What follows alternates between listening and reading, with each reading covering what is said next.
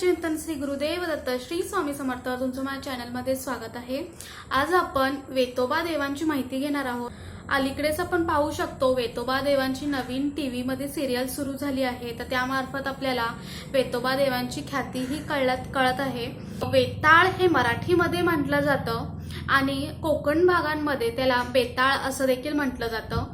तर वेतोबा हे शिवाचेच भैरव अवतार जे आहेत तेच वेतोबा आहेत अशी मान्यता आहे। वेतोबा देवांची ख्याती जास्त करून कोकण भागामध्ये आपल्याला पाहायला मिळते, तर गोव्यामध्ये, कर्नाटकच्या काही भागांमध्ये आणि त्याचबरोबर कोकणामध्ये, सिंधुदुर्ग या जिल्ह्यांमध्ये देखील आपल्याला वेतोबांची पूजा अर्चा केलेले त्यांचे मंदिर वगैरे तिकडे पाहायला मिळतात। आरवली हे छोट्याशा खेडेगावामध्ये आपल्याला वेतोबांचे सर्वात मोठे मंदिर आपल्याला पाहायला मिळतं आणि तिकडे त्यांची भरपूर प्रमाणात पूजा अर्चा केली जाते। वेतोबा देवांना कर्नाटकच्या काही कारवार भागांमध्ये क्षेत्रपाल म्हटलं जातं। वेतोबा हे दैवत भूत प्रेत पिशाचांचा राजा म्हणून ओळखलं जातं आणि म्हणूनच त्यांची पूजा अर्चा केली जाते, जेणेकरून आपली भूत प्रेत पिशाचांपासून रक्षण होईल। वेतोबा सातत्याने नगर भ्रमंती करतच असतात आणि अशी भक्तांची आख्यायिका आहे की ते नगर प्रदक्षिणे करता करता त्यांचा त्रास त्यांना होतो आणि त्यामुळे त्यांचे चप्पल झिजतात। तर वेतोबांना चामड्याचे चप्पल खूप आवडतात, त्यामुळे त्यांना चामड्याचे चप्पल भक्तगण आपल्या वेतोबांना सरकावले जातात, म्हणजेच त्यांना अर्पण केले जातात। आरवली मधल्या मंदिरामध्ये गेलात तर तिथं तुम्ही पाहाल ढिगांढीग तिथे वेतोबांसाठी चप्पला अर्पण केलेल्या असतात। तर अशा तऱ्हेने वेतोबा आपल्या भक्तांचं रक्षण करतात, म्हणून त्यांचा त्रास हलका करण्यासाठी भक्तगण त्यांना चामड्याचे चप्पल अर्पण करतात। आणि त्याचबरोबर तुम्ही जर एखादा त्यांना नवस केलात तर तो नवस पूर्ण करण्यासाठी केळ्यांचा अख्खा घड त्यांना अर्पण केला जातो आणि आपला नवस पूर्ण केला जातो। कोकणी भागांमध्ये एक भक्कम श्रद्धास्थान आहे, ते म्हणजे देव वेतोबा। वेतोबांचे स्वरूप मूर्ती काळ्या पाषाणात कोरण्यात आली असून उभी मूर्ती असून 7 फुटापेक्षाही उंच आहे। भारदस्त मिशा आणि उजव्या हातात उभी तलवार तर डाव्या हातात तीर्थकुंड आहे। वेतोबांची भव्य मूर्ती मानवाच्या आकाराप्रमाणे दिसून येते। शाळेच्या मैदानात गावकऱ्यांची सभा भरली होती। गावातील सर्वच जण घाबरलेल्या अवस्थेत होते।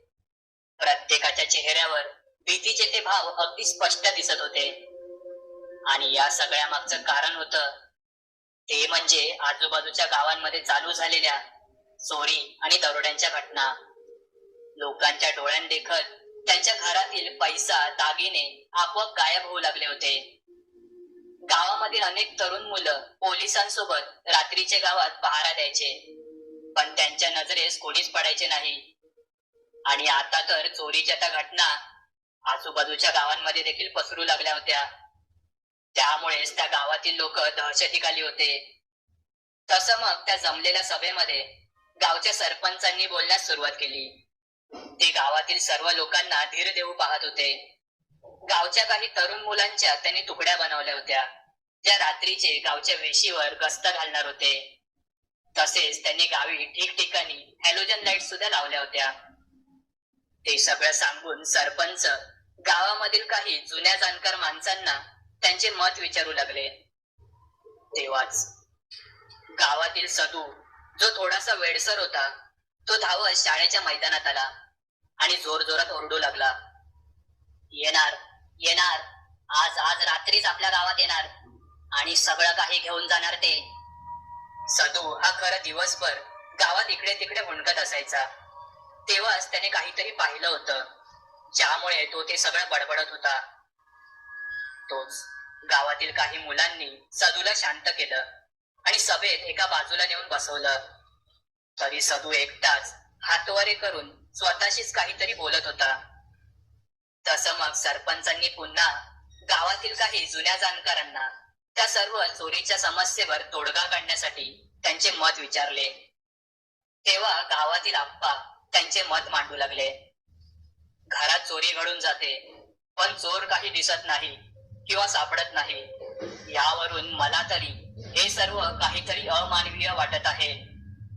माझा हा अंदाज खरा असेल किंवा खोटा माहित नाही, पण तरी एक मनाच्या समाधानासाठी आपण आपल्या ग्रामदेवतेला म्हणजेच आपल्या वेतोबाला गाराणं घालूयात आणि त्यालाच या संकटातून आपली सुटका करायला सांगूयात. बाकी आपले प्रयत्न तर चालूच आहेत, पण एक सोबतीला हे सुद्धा करून पाहू. मला खात्री आहे आपला वेतोबा आपले रक्षण करेल. आप्पांचे ते बोलणे गावातील सर्वांनाच पटले. तसे ते सगळे गावकरी थेट गावचे ग्रामदैवत असलेल्या वेतोबाच्या मंदिरात जमले. मंदिरातील पुजाऱ्याने आणि गावातील सर्वांनीच अगदी मनोभावे वेतोबाला गाराणं घातलं, त्याची पूजा केली आणि मग थोडस निश्चिंत होऊन ते सर्व आपापल्या घरी परतले. असाच मग काही वेळ निघून गेला. रात्र झाली. गावातील ती तरुण मुलं वेगवेगळ्या तुकड्या करून गावच्या वेशीवर गस्त घालू लागले. पण त्याच वेळी गावाजवळच्या जंगलात काहीशा वेगळ्याच घडामोडी घडत होत्या. त्या जंगलामध्ये 4-5 दरोडेखोर शिरले होते आणि त्या रात्री त्यांचा ते गाव लुटायचा प्लॅन होता. पण त्यांची दरोड्याची पद्धत ही काहीशी वेगळीच होती. त्यांनी त्या दरोड्यासाठी एका मांत्रिकाच्या मदतीने अघोरी विद्येचा वापर करून काही पिशाच्यांवर वर्चस्व मिळवलं होतं. ते पिशाच्च त्यांचे गुलाम झाले होते आणि दरोडेखोरांच्या आदेशानुसार तेच सर्व गावांमध्ये चोरीच्या घटना घडवून आणत होते.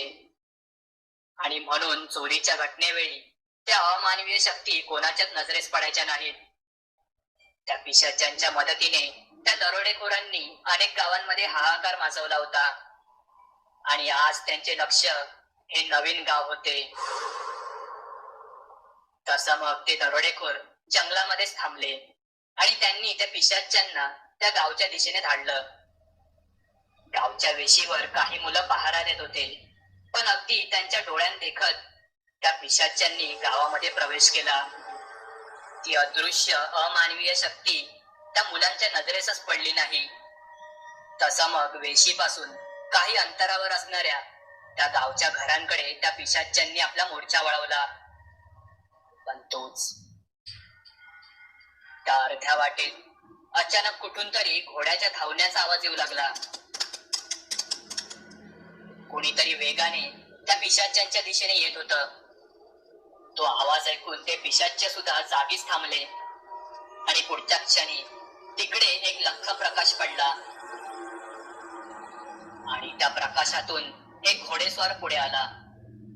मजबूत देहयष्टी, पिळदार मिशा आणि हातात भली मोठी तलवार, अशा त्या अवतारात ती दैवी शक्ती त्या पिशाच्यांच्या समोर प्रकट झाली.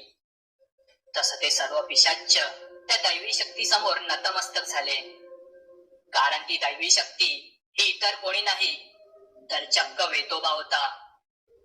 आपल्या भक्तांच्या रक्षणासाठी त्यांच्या हाकेला धावून आलेला वेतोबा त्या पिशाच्यांची वाट अडवून उभा होता. तसे ते नतमस्तक झालेले पिशाच्य त्यांची व्यथा मांडू लागले. त्या मांत्रिकाने त्या पिशाच्यांना आपले गुलाम बनवलं होतं आणि पुढे मग काही पैशांच्या मोबदल्यात त्यांना त्या दरोडेखोरांना विकलं होतं. त्यामुळेच नाईलाजाने त्या दरोडेखोरांचे ऐकून त्यांना त्या चोरीच्या घटना घडवायला लागल्या होत्या. तसं मग वेतोबाने आपल्या शक्तीने त्या पिशाच्यांना त्या गुलामगिरीच्या बेड्यांमधून मुक्त केलं. त्यानंतर त्या पिशाच्यांनी वेतोबाचे आभार मानले आणि मग ते त्या गावामधून गायब झाले. तेव्हाच वेतोबा देवाने आपला मोर्चा त्या दरोडेखोरांच्या दिशेने वळवला. इकडे जंगलामध्ये ते दरोडेखोर त्या पिशाच्यांची वाट पाहत बसले होते. पण तोच अचानक त्या जंगलाच्या चारही बाजूनी एक आवाज घुमू लागला. तुमच्या पापांचा घडा आता भरला आहे, आता त्याची शिक्षा भोगायला तयार राहा. तो आवाज ऐकून ते दरोडेखोर भीतीने आजूबाजूला शोधू लागले, पण त्यांना कोणच नजरेस पडत नव्हतं. आणि तोच त्या वेतोबा देवाने त्या जंगलामधील काळोखातून त्या दरोडेखोरांवर हल्ला चढवला. आपल्या समशेरीने त्या दरोडेखोरांवर प्रहार करत वेतोबाने त्यांना चांगलाच धडा शिकवला. असाच काही वेळ निघून गेला. सकाळ झाली. गावातील त्या वेतोबाच्या मंदिराजवळ लोकांची गर्दी झाली होती. त्या मंदिरासमोरील झाडाला त्या दरोडेखोरांना उलट टांगून ठेवलं होतं आणि त्यांची सर्व हत्यारे आणि इतर जादूटोण्याचे सामान त्या झाडाजवळ ठेवलेले होते. देवानेच त्या दरोडेखोरांना अद्दल घडवून झाडाला असे उलटे टांगले होते. सदूने रात्री गुपचूप ते सगळं पाहिलं होतं. तो सारखा देवळासमोर साष्टांग नमस्कार घालत देवाचे आभार मानत होता. काही वेळाने मग पोलीस त्या जागी पोहोचले. त्यांनी ते सर्व दरोडेखोरांना ताब्यात घेतलं. काहीच महिन्यांपूर्वी ते सर्व जेलमधून सुटले होते आणि तेव्हा त्यांनी पुन्हा एका मांत्रिकाची मदत घेऊन ते सर्व कुकर्म घडवलं होतं. पण वेतोबा देवाने त्यांचा तो डाव हाणून पाडला होता. तसं मग गावातील सर्वांनीच वेतोबाला नमस्कार करत त्याच्या नावाचा गजर केला. कारण वेतोबा देवानेच त्या पिशाच्यांच्या तावडीतून गावाला वाचवले होते. तर अशी ख्याती आहे वेतोबा देवांची. कोकण भागांमध्ये तुम्ही जर गेलात तर तुम्हाला नक्कीच तिकडे मंदिरं वगैरे पाहायला मिळतील वेतोबांची. तिकडे जाऊन अवश्य दर्शन घ्या. तर कशी वाटली माहिती वेतोबा देवांची मला नक्की कमेंट करून सांगा. व्हिडिओ आवडला असेल तर लाईक शेअर आणि सबस्क्राईब करा. भेटूया अशाच नवीन व्हिडिओमध्ये. श्री स्वामी समर्थ.